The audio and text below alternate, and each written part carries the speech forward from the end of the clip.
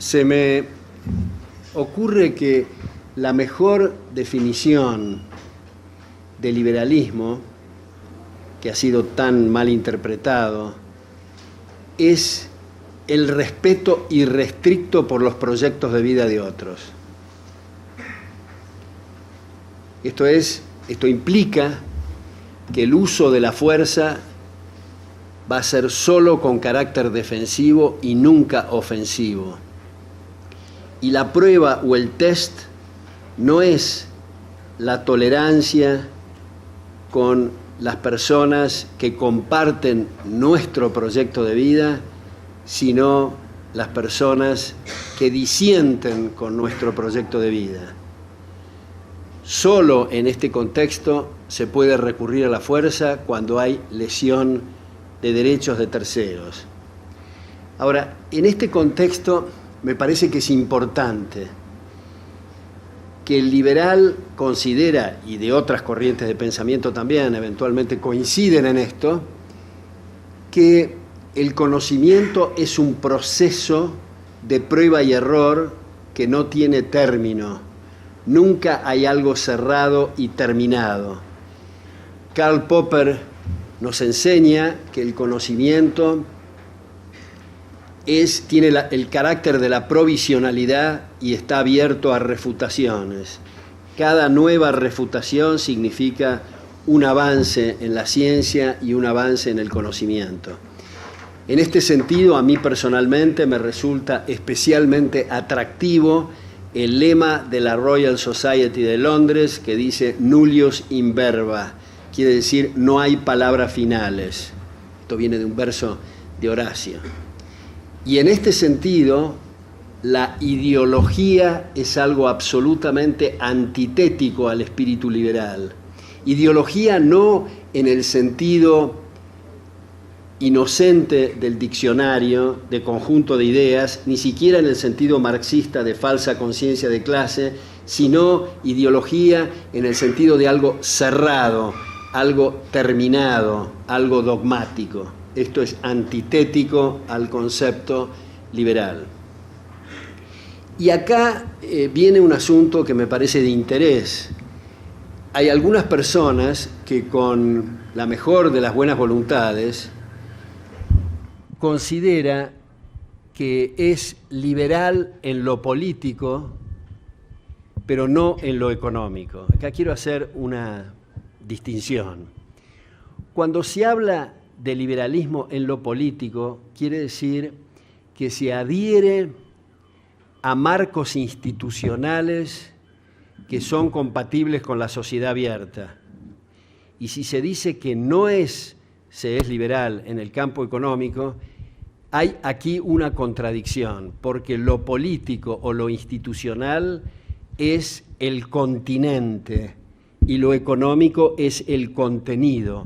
Entendiendo por económico, también me parece importante subrayar no solo la concepción neoclásica de algo con ruido a metal y puramente crematístico, sino en el sentido de Ludwig von Mises, de económico como asimilable a la acción humana.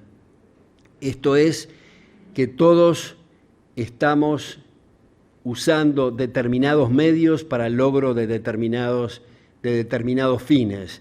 Esto es, en el proceso y en la investigación económica se vio que no hay diferencia esencial en el proceso y en las características de la acción cuando tiene como meta o como objetivo final lo material respecto a lo no material.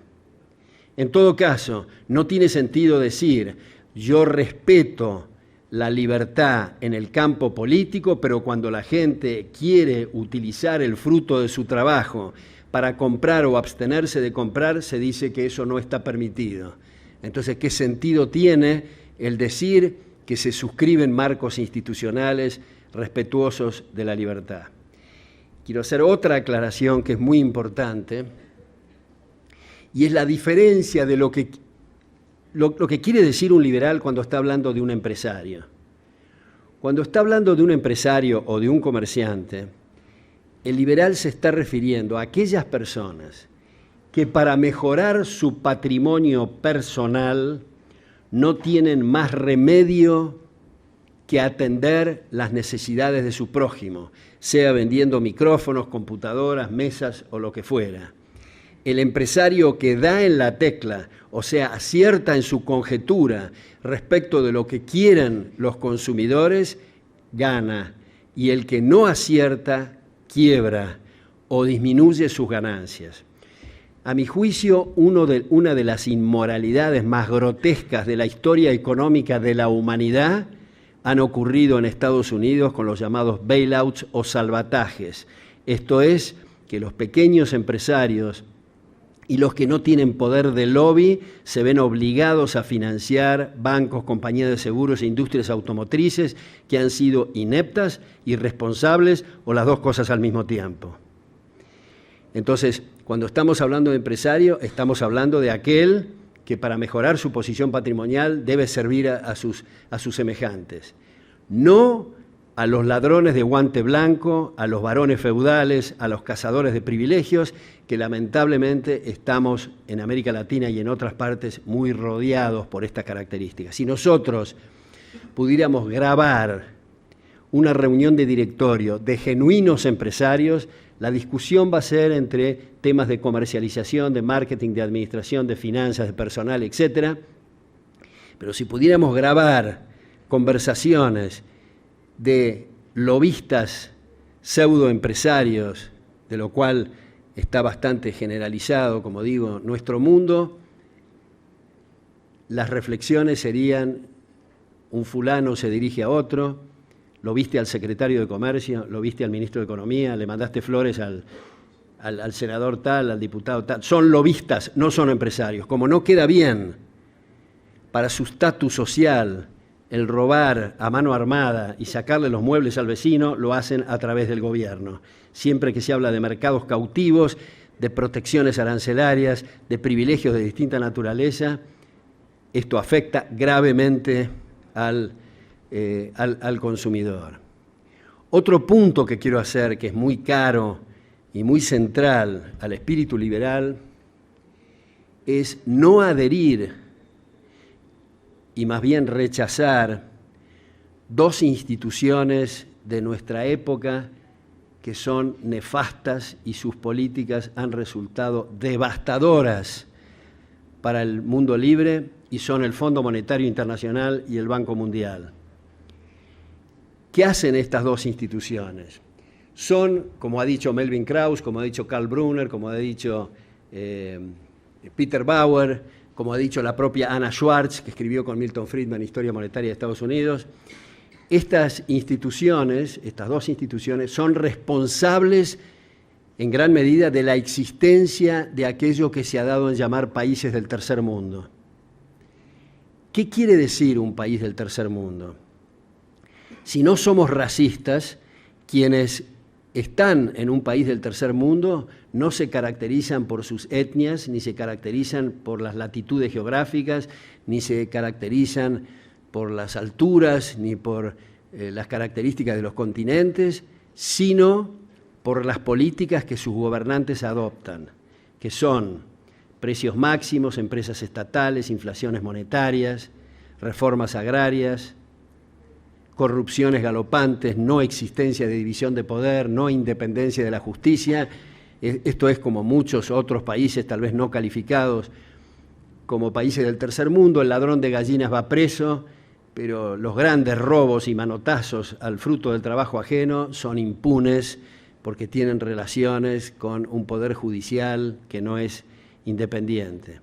Ahora, como todo esto en economía es siempre una cuestión de incentivos, imaginemos esos gobiernos que adoptan estas políticas, que se les fugan los mejores cerebros, que se les fugan los capitales, y en ese momento llegan estas instituciones nefastas como el Fondo Monetario y el Banco Mundial con carradas de dólares a baja tasa de interés, con periodos de gracia más extendidos que los del mercado, lo cual consolida y reafirma los regímenes corruptos de estos países del tercer mundo.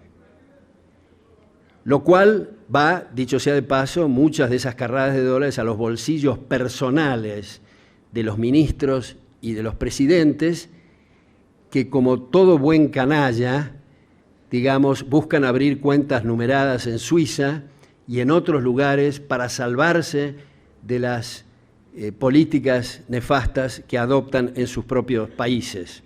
Como ustedes recordarán, Idi Amin Dada, el expresidente de Uganda, su patrimonio líquido era 8.000 millones de dólares, tenía una pista de Concorde en su pueblo de Uganda, y este racista nazi totalitario en las Naciones Unidas recibió una ovación de pie cuando empezaba a hablar y cuando terminó, y el secretario general le dio una comida de gala a este personaje que Paul Johnson llamaba el primer caníbal con refrigerador, puesto que las personas que engullía las tenía en su refrigerador personal.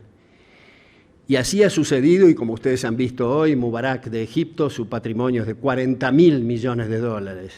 Digamos, en Egipto, donde el Bush II mandaba a la gente a torturar a Egipto con estas invasiones también absurdas e inauditas a Irak, Afganistán y ahora lo que estamos viendo en Libia, que espero poderlo debatir con ustedes. Ahora, ha sido muy desdibujada, entre otras cosas, entre otras muchas cosas, el espíritu liberal en lo que ocurrió con Menem en la Argentina, con Salinas de Gortari en México, con Fujimori en Perú. Esto es los 90. Los 90, muchas veces bajo la pantalla de los mercados libres, se incurrieron en incrementos notables del gasto público, o sea, un leviatán más grande, deuda pública acelerada, corrupciones fenomenales, inexistencia de división de poderes.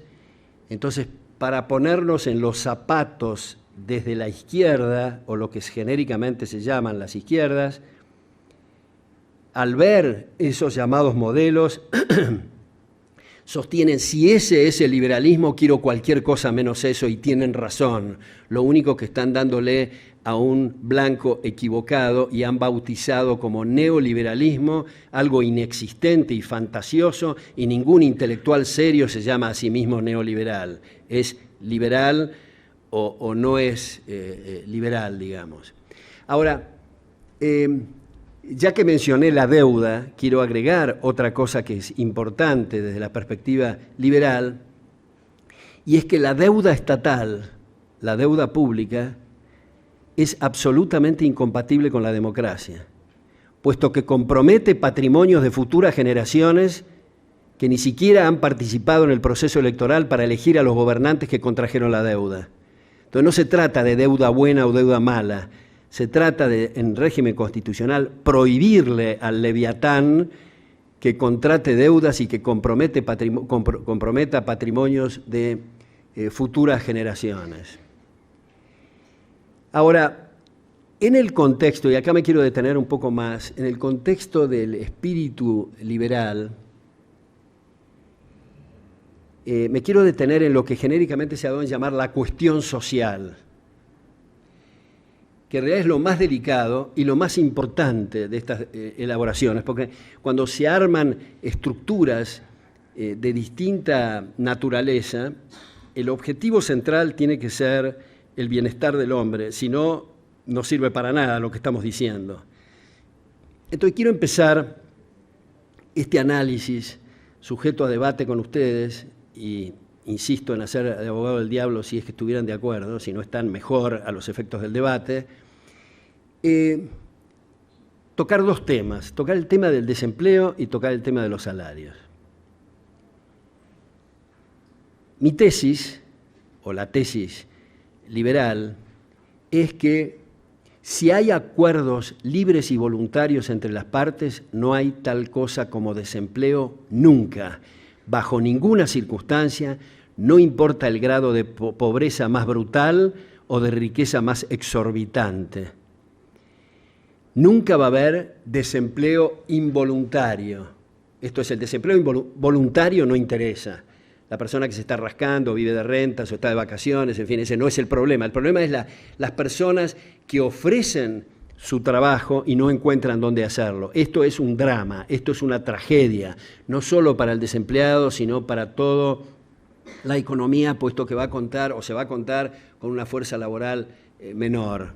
Y esto tiene consecuencias en el nivel de vida.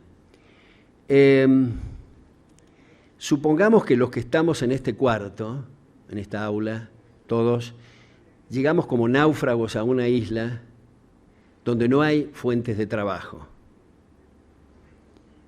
Y llegamos sin ningún recurso. Seguramente entre nosotros no diríamos seriamente, ahora que no hay fuentes de trabajo, podemos descansar. Nos vamos a dar cuenta enseguida que no nos alcanzan las horas del día ni de la noche por todo lo que tenemos que hacer para sobrevivir. Unos se treparán a los árboles para obtener cocos, otros pescarán, otros harán otro tipo de actividades y están todos empleados y están intercambiándose los salarios en términos de peces o en términos de cocos. Desde luego alguien puede decir, bueno, pero en esa isla podemos imaginarnos que los salarios van a ser miserables y muy bajos. Es cierto, pero ese es otro tema que vamos a pasar enseguida. Estoy hablando solo del desempleo. Bueno, pero en un país muy pobre los salarios pueden ser 20 platos de frijoles al mes, es cierto. Nadie dijo que el salario tiene que ser monetario, pero mi punto es que no hay desempleo si hay arreglos libres y voluntarios. Ahora, como he puesto este ejemplo el otro día, supongamos que yo llego a esta isla y he estudiado 20 años o 25 años para ser doctor en física nuclear y les ofrezco a ustedes y digo, yo ofrezco mi trabajo como doctor en física nuclear. Y ustedes me responden, mire, nosotros no sabemos qué es doctor, ni qué es física, ni qué es nuclear. Acá necesitamos a alguien que are con las uñas eventualmente para obtener trigo o lo que fuera. Si yo me empecino a ofrecerles el servicio de doctor en física nuclear, yo voy a estar desempleado, pero ese desempleo es voluntario. Cuando estamos hablando de relaciones sociales, interlaborales, lo importante es lo que ustedes necesitan de mí, no lo que a mí se me ocurre y ustedes tienen que necesitar. Entonces a mí, digamos, para poner un ejemplo un poco estrafalario, si ustedes quieren, supongamos que ahora, en este contexto y en este momento, yo les digo, les ofrezco mi trabajo como especialista en cuchicuchi.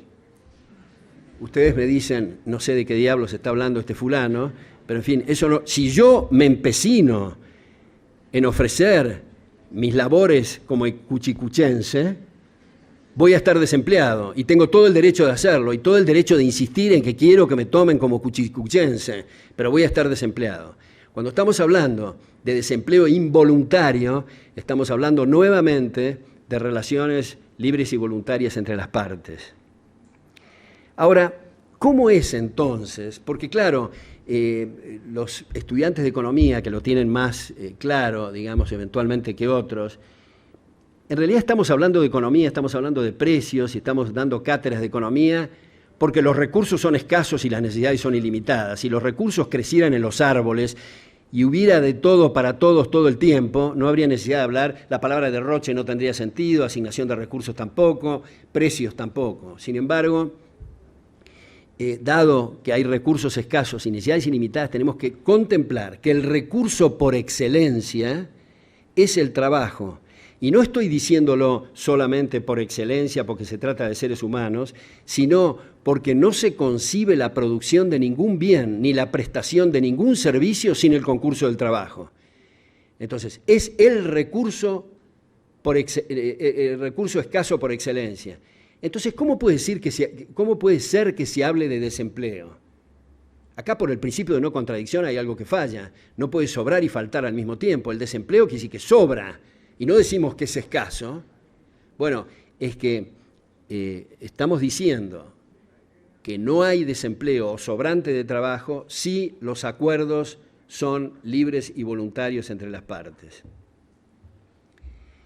Entonces, ¿cómo ocurre que en Guatemala, en la Argentina, en Alemania y en Estados Unidos hay desempleo?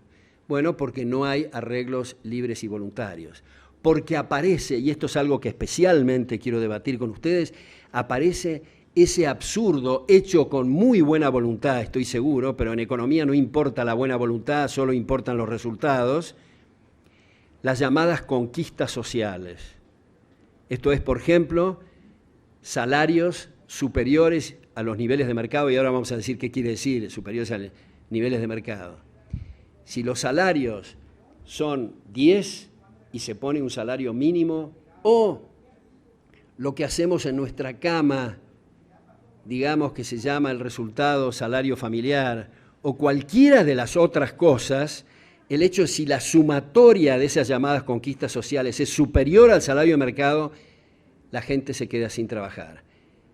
Vamos a poner este ejemplo. Supongamos que el gobernante actual de Guatemala decide en un acto de gran sensibilidad social de poner los salarios de todos los guatemaltecos a $40.000 mensuales, y supongamos que funciona el control de policía para que nadie pueda contratar abajo de $40.000. ¿Qué hizo el gobernante en la práctica? Los condenó a todos los guatemaltecos a morirse por inanición. Ahora, el salario mínimo y demás conquistas sociales habitualmente no son $40.000 mensuales, es muy poco por encima del salario de mercado, o sea que la gente que más necesita trabajar se queda desempleada. El gerente general, el gerente de finanzas, el gerente de personal de la empresa no se enteran del tema ni les importa, a menos que la conquista social supere sus ingresos, porque entonces sí se van a enterar porque ellos no encuentran empleo. Entonces, un punto me parece capital en esta cuestión social es entender que no se trata de voluntarismo, no se trata de la sensibilidad social del empleador para sus empleados ni el gobernante para sus gobernados, sino que se trata de ¿qué? De tasas de capitalización. ¿Qué quiere decir tasa de capitalización?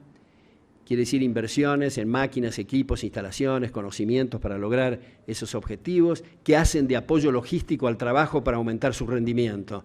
No es lo mismo arar con las uñas que arar con un tractor. No es lo mismo pescar a cascotazos que pescar con una red de pescar. Esos son equipos de capital que permiten mayores ingresos por unidad de tiempo. A veces se dice, bueno, pero no seamos exagerados en este asunto, porque, por ejemplo, la gente en la India es digamos, menos trabajadora que la gente, que los alemanes, que son más estructurados, que trabajan más.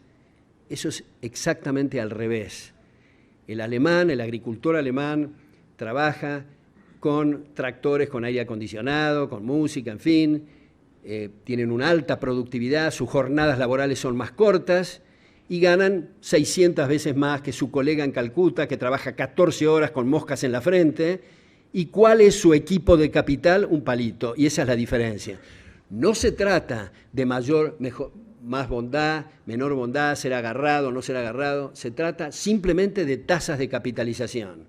Cuando un pintor de brocha gorda de La Paz, Bolivia, se muda a Houston, Texas, y gana 200 veces más, con su mismo pincel, su misma pintura, sus mismos defectos y sus mismas virtudes, gana, digamos, 300 veces más. ¿Qué pasa? ¿El texano es más generoso y el boliviano más agarrado? No, el texano no tiene más remedio que pagar salarios más altos porque la tasa de capitalización se lo exige. Por eso es que en países de alta tasa de capitalización, de altísimas tasas de capitalización, no existe tal cosa, por ejemplo, como servicio doméstico. ¿Pero qué pasa en Canadá y en Estados Unidos? ¿El ama de casa no quiere tener servicio doméstico? No, es que no lo puede pagar, porque hay que sacarla a la persona como subgerente de Kodak y pagarle $6.000 y no amerita. Es típico de países subdesarrollados y de países pobres que alguien decida tener 10 personas que lo abaniquen a la hora de la siesta. Pero si esa persona se muda a Nueva York y sigue con la misma manía que lo abaniquen a la hora de la siesta, tiene que pagar $7.000 la abanicada. Y es muy caro. La productividad por hora trabajada aumenta con las tasas de capitalización. Vamos a tratar de ilustrarlo de esta manera. Supongamos que ahí en ese atril fuera un país y viene capital de afuera. En realidad lo que voy a decir es lo mismo si se forma capital o ahorro interno, pero queda más claro y es más didáctico si digo viene capital de afuera. Vamos a hacer dos supuestos acá, en ese país que es el atril. Primero, que los arreglos contractuales son libres y voluntarios, pero supongamos es un país muy pobre y están ganando, no sé, qué sé yo, $100 mensuales. Segundo, quien va a invertir tiene que estar seguro que si va a visitar al gobernante para tener algún privilegio, el gobernante le va a decir, mire, discúlpeme, a mí no me haga ninguna pregunta. Pregúntele a la gente. Si la gente acepta su producto, usted va a ganar y si no va a quebrar. Incluso el café que estamos tomando lo tiene que pagar usted porque si no lo tengo que transferir a los contribuyentes. Si está seguro que no puede obtener privilegios y es un mercado abierto, ocurre lo siguiente. Primero, ¿qué tiene en la cabeza el capitalista que invierte en ese país? Solo una cosa, y es servir el capital, obtener el mayor retorno sobre la inversión posible.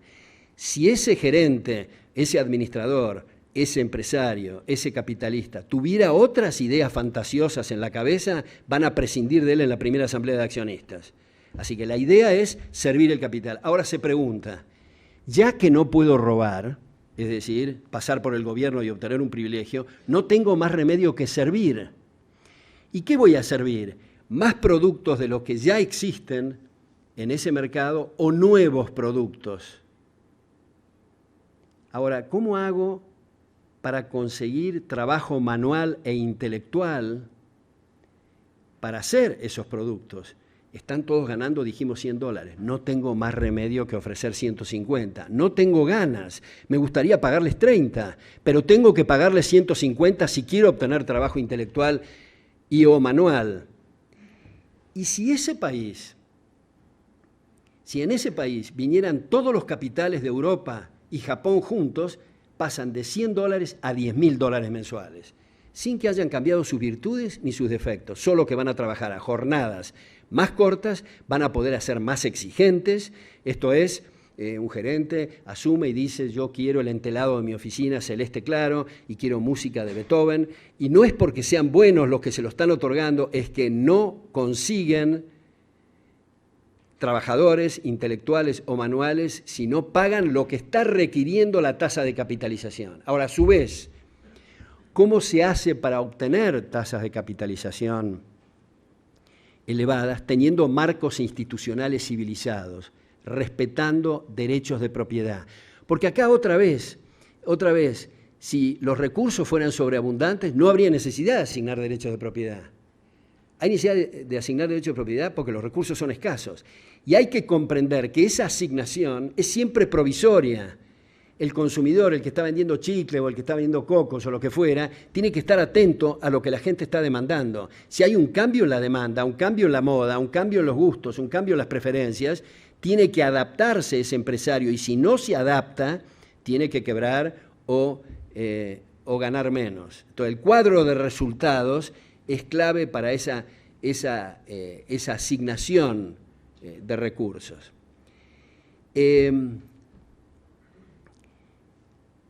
A veces se dice y se caricaturiza esta cuestión laboral imaginándose un fulano muy bien vestido, con galera, generalmente con un abdomen muy pronunciado, con una cadena de oro bastante pesada que le cruza el abdomen, y está negociando con una persona que está descalza, que no tiene para llegar a fin de mes, eventualmente a fin de semana, eventualmente a fin del día. Y se dice, pero no me digas seriamente que vos vas a permitir que se negocie entre estos dos fulanos. Es que ahí hay un error tácito, implícito en este razonamiento, y es que es absolutamente irrelevante cuál sea el patrimonio líquido neto o cuál sea el volumen que tiene depositado en cuenta corriente las partes. Lo importante es cuál es el salario de mercado. Por ejemplo, supongamos que George Soros sea el más millonario de la comunidad y llega a determinado lugar en Uruguay y pregunta, ¿cuánto cuesta pintar mi casa? Y le dicen 10.000 pesos.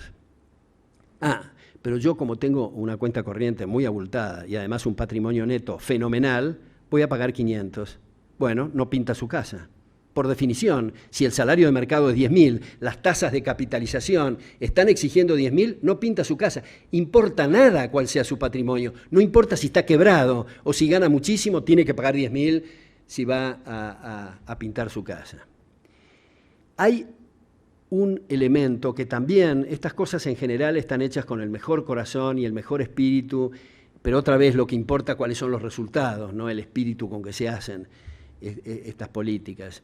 Y es el establecimiento del impuesto progresivo. Se dice, bueno, es lo lógico arrancarle más recursos a los que más tienen, en fin. Vamos a analizar cuál es el efecto del impuesto progresivo, dejando de lado el entusiasmo muy grande que ha puesto Marx en el Manifiesto Comunista de 1848, en 2 puntos, insistir en el impuesto progresivo para hacer explotar al sistema capitalista. Dicho sea de paso, y digo entre paréntesis, es muy difícil combatir, digamos, a la filosofía comunista adoptando los 10 puntos servilmente que aconsejó Marx en el Manifiesto Comunista, como en gran medida adopta el mundo libre. Pero vamos a decir, aparte de quién lo propone, quién lo combate, imaginemos una pirámide patrimonial. Los que más tienen están en el vértice y los que menos tienen están en la base. Un impuesto progresivo, como ustedes saben, quiere decir que la alícuota o la tasa progresa a medida que progresa el objeto imponible, sea las ganancias, sea las ventas, sea lo que fuera. Supongamos que se establecen impuestos progresivos. El que está abajo en la pirámide y sube un poquito, le sacan el 25, sube otro poco el 30, el 45, el 70, no llega en la perra vida, digamos, al vértice. Hay un sistema feudal que se está estableciendo con el impuesto progresivo y está atacando una base muy importante de la sociedad abierta, que es la movilidad social. En un sistema abierto, el que está en el vértice y no sirve tiene que bajar con la velocidad necesaria, y el que está en la base y sirve tiene que subir con la velocidad necesaria. En países donde hay fuertes impuestos progresivos y vemos que hay alguna movilidad social, es porque están evadiendo o se ganaron la lotería, pero dentro del sistema es imposible progresar. Entonces, no quiero hacer cosas ad hominem, digamos, pero en Estados Unidos, antes de establecer el impuesto progresivo a las ganancias, los Rockefeller, los Kennedy, en fin, se ubicaron en el vértice, y es el impuesto progresivo, a pesar de que se hace para castigar a los más ricos, es un privilegio para los ricos porque lo están eliminando a los que vienen de abajo. Los que entienden y los que saben de rugby se llama hand-off, es decir, lo están eliminando a los que vienen de abajo. Se establece un sistema feudal. El que nace rico, muere rico, el que nace pobre, muere pobre, independientemente de sus eficiencias. Primer defecto muy grave del impuesto progresivo. Segundo defecto: altera las posiciones patrimoniales relativas. Esto es, todos los que estamos en este cuarto tenemos posiciones patrimoniales relativas, de 2 a 6, de 3 a 1, lo que fuera. Si hay un impuesto proporcional, esto es, todo el mundo paga el 10%, y ya se sabe que el 10% de 1.000.000 es más que el 10% de 1.000. O sea, el que está ganando más, paga más, pero todos con la misma alícuota. Una vez que pasa el rastrillo fiscal y se cobró un impuesto proporcional, todas las posiciones patrimoniales relativas quedaron intactas, con bolsillos y carteras menores, digamos, pero quedaron intactas. Cuando se establece un impuesto progresivo, ocurre la siguiente paradoja. Vamos al supermercado, compramos chocolate, lechuga, en fin, estamos distribuyendo allí ingresos, estamos asignando factores productivos, estamos determinando posiciones patrimoniales relativas, estamos premiando más al del chocolate que al del durazno o lo que fuera. Sin embargo, cuando se establece el impuesto progresivo, se altera y se contradice lo que acabamos de decir, hacer e indicar en el supermercado. Todas las indicaciones que hicimos en la asignación de recursos se alteraron. Dijimos que creíamos que la leche debe ser más premiada, por ejemplo, que los relojes. Sin embargo, después del impuesto progresivo, quienes obtienen ingresos por la leche y quienes obtienen ingresos por los relojes, se alteran esos indicadores. ¿Y qué importa alterar los indicadores? Importa que los recursos son escasos y hay que aprovechar cada centavo. Esto significa dilapidar factores productivos. ¿Y qué importa dilapidar factores productivos? Importa porque las tasas de capitalización están determinando salarios, y si se consume capital, bajan salarios. Y por último, para señalar los elementos más centrales del impuesto progresivo y más contundentes, el impuesto progresivo es regresivo. Esto es, supongamos que se cobra un impuesto progresivo en una punta del 90% a los ingresos de un fulano. Ese fulano se va a poner de mal humor, eventualmente va a tener una úlcera, va a discutir con el contador, en fin, pero el efecto más grave no es ese.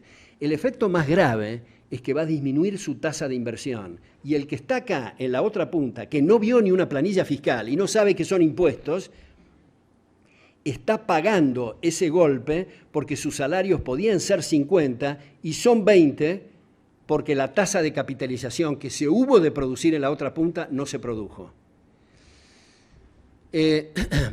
Ahora, hay otras por último, digo, para dar tiempo a que haya debates y preguntas y reflexiones de ustedes, estos modelitos absurdos que se enseñan en las cátedras de economía en general, como el de competencia perfecta. Este es uno de los absurdos más increíbles de la historia occidental, yo diría.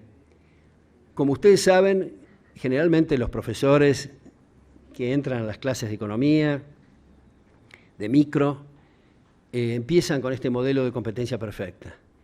Que uno de los supuestos del modelo de competencia perfecta es el conocimiento perfecto.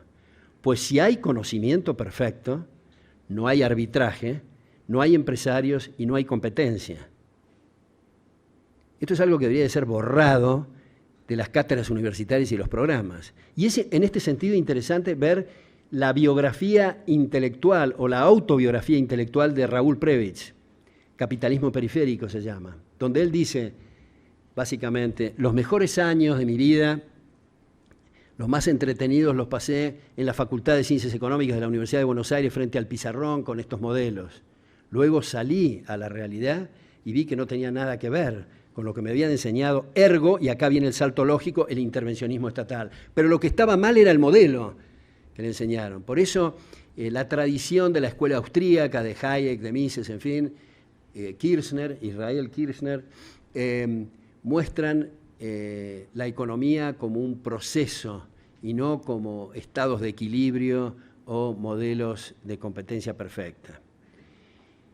Entonces, ahora, ¿de qué depende en última instancia la comprensión de esto? Porque todos quieren la felicidad en general, quieren la felicidad de su prójimo. Nadie en campaña dice, quiero las hambrunas, las pestes y la desesperación de mis congéneres. Nadie dice eso, ni de los trotskistas más extremos o de los liberales. El tema es cómo.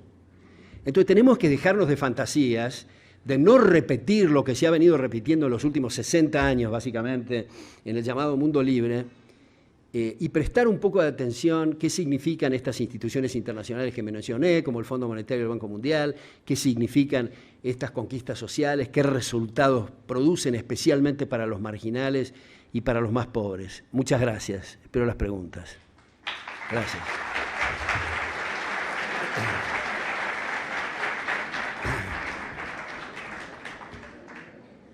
Sí, muchas gracias por la exposición, me pareció muy buena. Bueno, usted decía de que en el modelo de competencia perfecta no había competencia, pero es justamente eso lo que se fomenta en el modelo de competencia perfecta, que haya más competencia. Y al haber más competencia, bueno, lo contrario de competencia perfecta sería un monopolio, ¿verdad? Siga con la pregunta. Yo después y bueno, los monopolios realmente es lo que, bueno, todos los países están en contra de los monopolios, incluso Estados Unidos y todos los países desarrollados saben que el monopolio lo que incentiva pues es a la desigualdad, al hecho de que pocas personas tengan y puedan elevar los precios debido a que no tienen competidores. Y entonces la competencia perfecta, en mi punto de vista, es buena para Guatemala y para toda sociedad, al igual que, por eso hay leyes antimonopolio, porque se necesita de que haya competencia para que los empresarios tengan esa regulación. Bueno, yo creo que no se ha manejado de la mejor manera poniendo pues tasas impositivas a productos, pero bueno, yo creo que aquí, ¿quién de nosotros compra un yate? Bueno, tal vez más de alguno, ¿verdad? Pero si tenemos, o sea, si tenemos, era un comentario, realmente no era, bueno, mi pregunta sería como, bueno, realmente yo apoyo el libre comercio, realmente, porque yo creo que incentiva a los empresarios a poder desarrollar. ¿Quién de nosotros tiene yates? Si nosotros cobramos un 300% de intereses por los yates, bueno, bajaríamos de que la gente aquí comprara yates, pero era un comentario, no sé si se pueden comentarios también. Sí, adelante, adelante. Sí, entonces, si nosotros ponemos tasas impositivas a los yates, pues es cierto, damnificaríamos a la gente que compra yates. Pero si por ese 300% de impuestos a los yates podemos bajarle un poco el impuesto al maíz o el impuesto al pan, al frijol. Ese era mi comentario. Bueno, le agradezco esa reflexión. Yo diría que lo podemos dividir en 4 puntos a eso. Uno, lo de la competencia perfecta otra vez, otro, el monopolio, el igualitarismo y el tema fiscal. Respecto de la competencia perfecta, no sé si fui lo suficientemente claro, Pero lo que digo es que si el supuesto de la competencia perfecta como es el conocimiento perfecto, si hay conocimiento perfecto, no hay disparidad entre costos subvaluados y precios, que es lo que está buscando el empresario para obtener un margen operativo. Si hay conocimiento perfecto de todos, los costos son iguales a los precios y no hay posibilidad de arbitraje. Por lo tanto, hay inexistencia de empresario. La actividad empresarial es que está estimando que los costos están subestimados en términos de los precios finales y conjetura que va a sacar partida por la diferencia. Si hay conocimiento perfecto, eso desaparece. Por eso no solo no hay competencia, sino que no hay empresarios, no hay arbitraje. Respecto del monopolio, me parece importante detenernos un minuto en esto. El problema gravísimo del monopolio es el monopolio legal, es el monopolio otorgado por la autoridad estatal, por el monopolio de la fuerza que llamamos gobierno, sea privado o sea estatal. Esto significa necesariamente que hay un perjuicio para los consumidores, puesto que si no hubiera existido ese decreto gubernamental que estableció el monopolio, el consumidor hubiera podido obtener una mejor ventaja o una ventaja mayor. Ahora, el monopolio no estatal, no legal, es una gran virtud. Hace a la esencia del progreso. Imaginemos nuestros ancestros, y todos venimos de las cavernas y de la situación más miserable, cuando no del mono.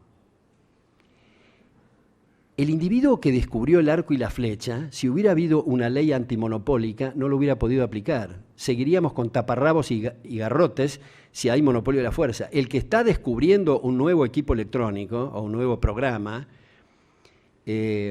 o el que está descubriendo un nuevo remedio, un nuevo fármaco, un nuevo producto farmacéutico, no lo podría hacer si hay leyes antimonopólicas. Leyes antimonopólicas significa que no puede haber progreso.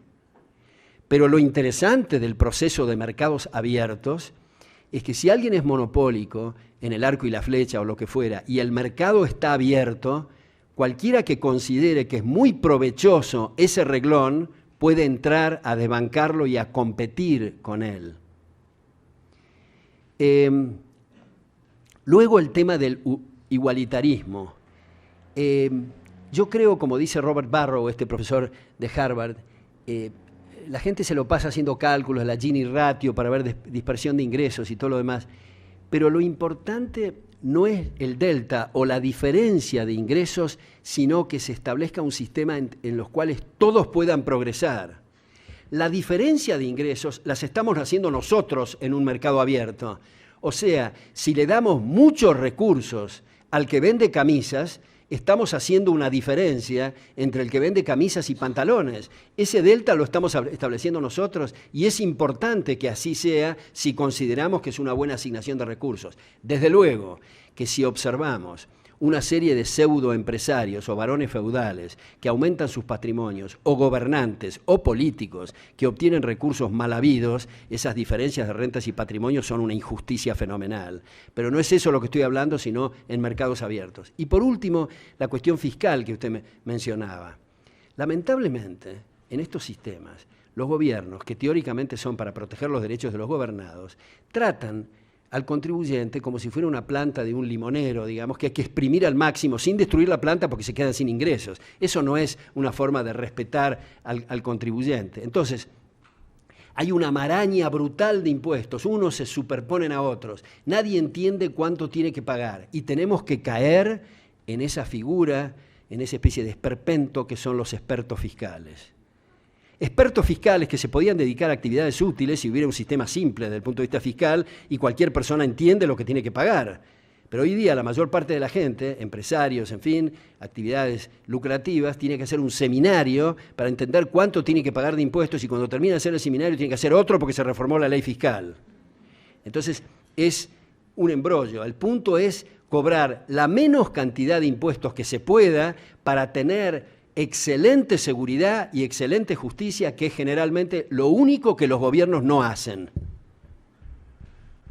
Quisiera saber su opinión en 3 temas. En la primera, lo que dice usted, la política fiscal, la criticó con lo que dijo Marx, pero quisiera ver su opinión en lo que dijo Keynes, utilizarlo para regular el mercado, ya que usted mismo lo ha dicho, los modelos de competencia perfecta pues no sirven para nada, y más lo que tenemos en la realidad son monopolios, o sea, competencia imperfecta.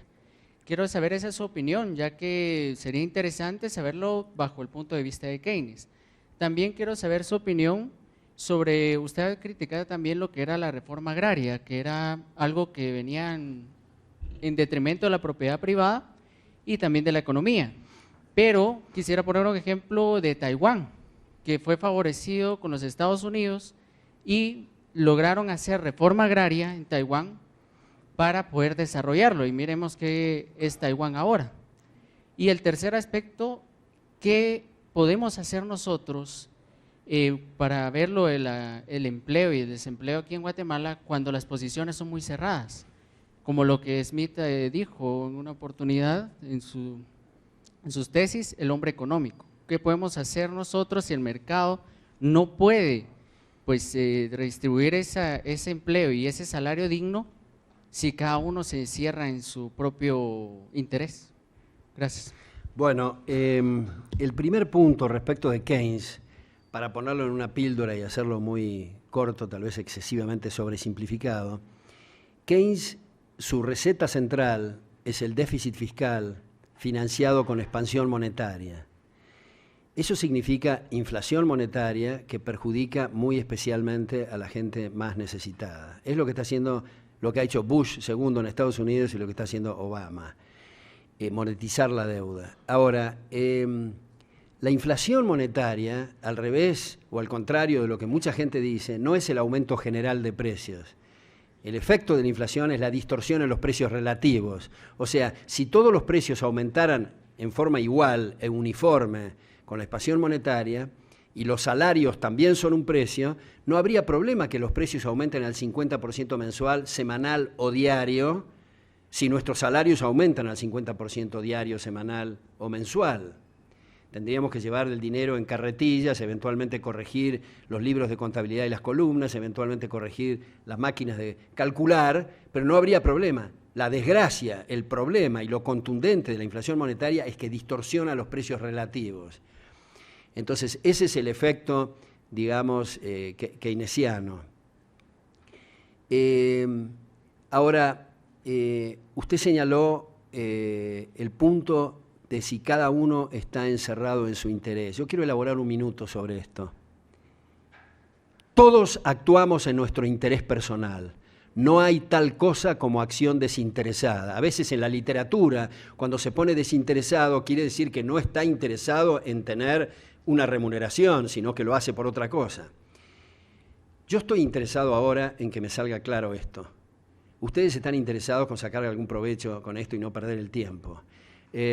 Estamos interesados cuando nos acostamos a la noche, eventualmente si no somos suicidas, en amanecer con vida.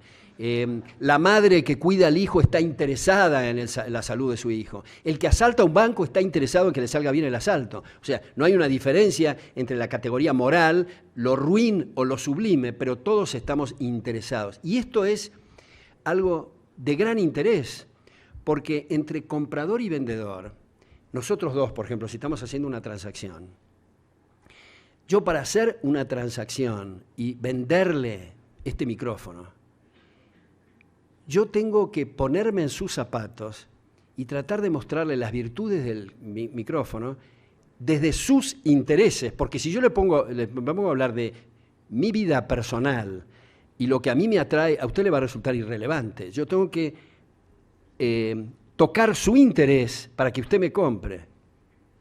Y si usted me vende algo a mí, también. Es decir, hay un interés entre el carnicero y quien está comprando. Por eso, observen ustedes, esta cosa muy atractiva es que cuando se hace la transacción, el carnicero y la señora o el señor que van a comprar, los dos se dicen recíprocamente gracias, porque los dos ganaron.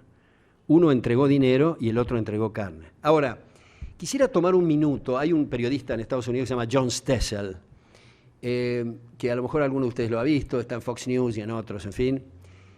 Y yo vi una vez un video de él que me resultó sumamente atractivo y es lo siguiente, para mostrar las virtudes, porque cuando decimos mercado, a lo mejor los economistas tenemos un problema acá, al utilizar demasiado la expresión mercado, el mercado quiere, el mercado desea, el mercado demanda, el mercado copula, al final estamos haciendo una especie de antropomorfismo del mercado como si fuera una persona. ¿Y qué queremos decir con el mercado? La gente, los deseos de la gente. Entonces, dice John Stossel, imaginemos un trozo de carne envuelto en celofán en una góndola en un supermercado. Ahora cerremos los ojos y hagamos un esfuerzo en regresión para mirar para atrás.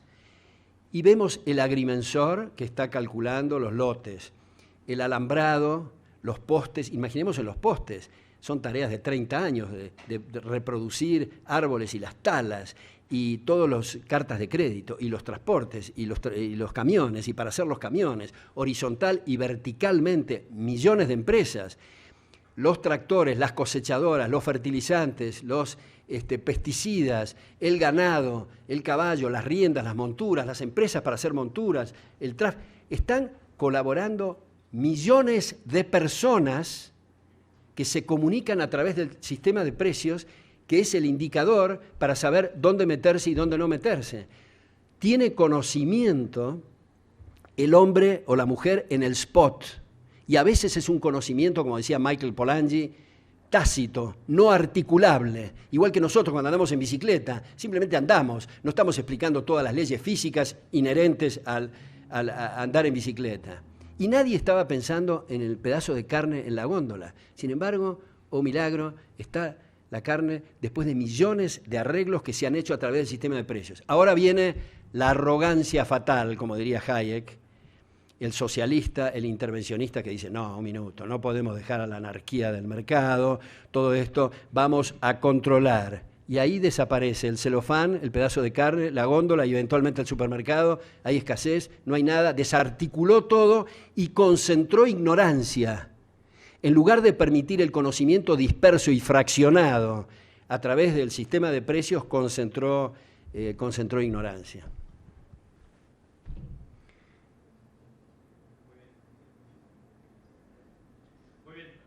Me gustaría conocer realmente cuál es su postura en el enfoque de la tesis liberalista en el caso actual de China, la economía que está llevando China hoy por hoy y cómo es que está dominando el mercado global. Bueno, me parece muy interesante también esto y difícil la pregunta. Yo diría, esta es mi impresión, que sigue un poco la línea de Guy Sorman en este último libro que publicó que se llama China, el imperio de las mentiras. Donde el aparato comunista observaron algunos de los líderes del aparato que la forma de vida de la burocracia y de la nomenclatura, principalmente y secundariamente, el nivel de vida de la gente y la pobreza era brutal. Entonces decidieron dar islotes de libertad para poder vivir mejor ellos principalmente y secundariamente la gente. Y esos islotes produjeron unos efectos brutales en cuanto a la creación de riqueza.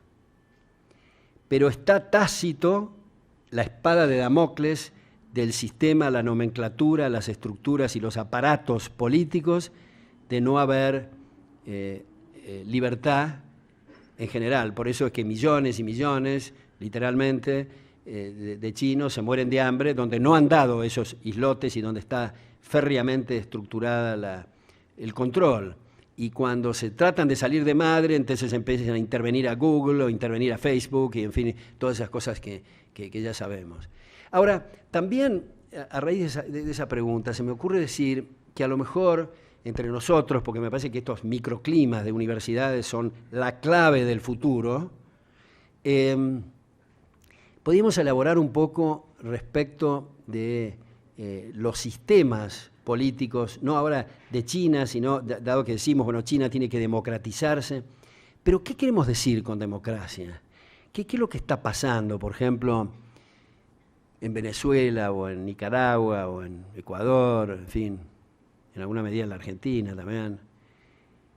¿Es esto una cosa seria? ¿No es una burla al concepto de democracia desarrollado desde Aristóteles en adelante?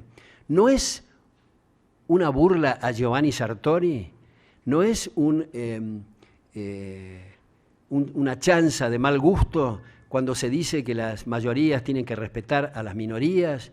¿O es que se trata la democracia de mayorías ilimitadas, en cuyo caso podríamos decir que Hitler era un gran demócrata? Yo creo que en gran medida, en vez de democracia, hay algunos países que establecen el sistema de la cleptocracia. Esto es el gobierno de los ladrones. Ladrones de vidas, de libertades y de propiedades. Esto es más serio que hablarle de democracia.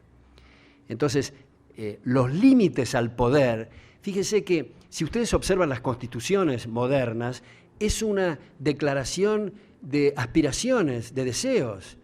Poco menos que hay el derecho a la carcajada profunda, no sé en qué constitución hay, a la felicidad suprema, porque no es cualquier felicidad, la suprema que otorga el gobierno.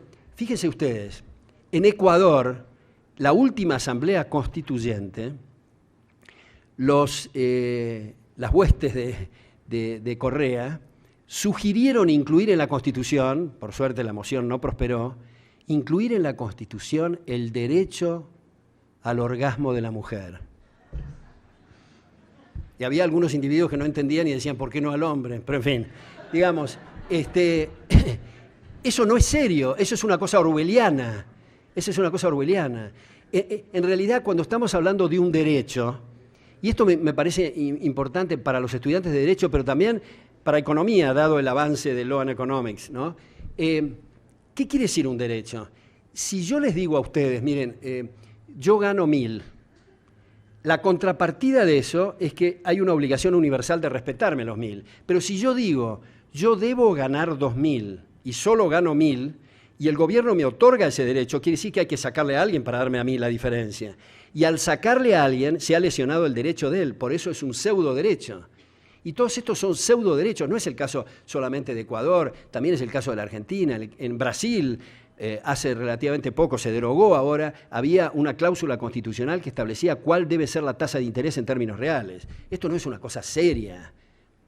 Y es increíble que todavía pueda servir de anzuelo para muchos decir, no sé, lo único que falta es decir, garantiza al gobierno que todos sean millonarios, pero no se puede, es una cosa que es infantil, es absurda, y desde la Carta Magna de 1215 en adelante, las constituciones han sido para limitar el poder.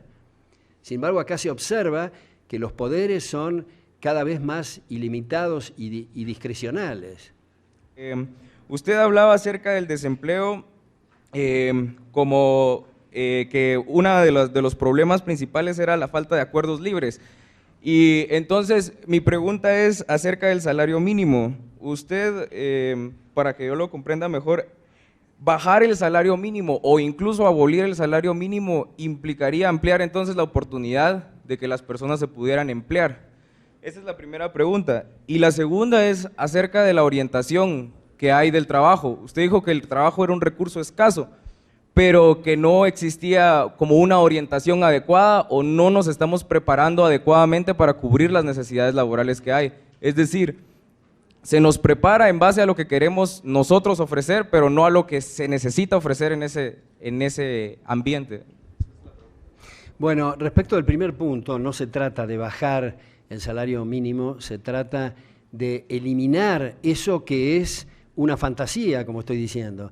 Realmente, si yo creyera, o si ustedes creen, que por medio de un salario mínimo se puede enriquecer a la gente, yo discutiría que se hagan esas negociaciones larguísimas para obtener el 15% o el 22.3%. No, yo haría el 7 billones% diario para hacernos millonarios de una vez, porque andar con cositas chicas.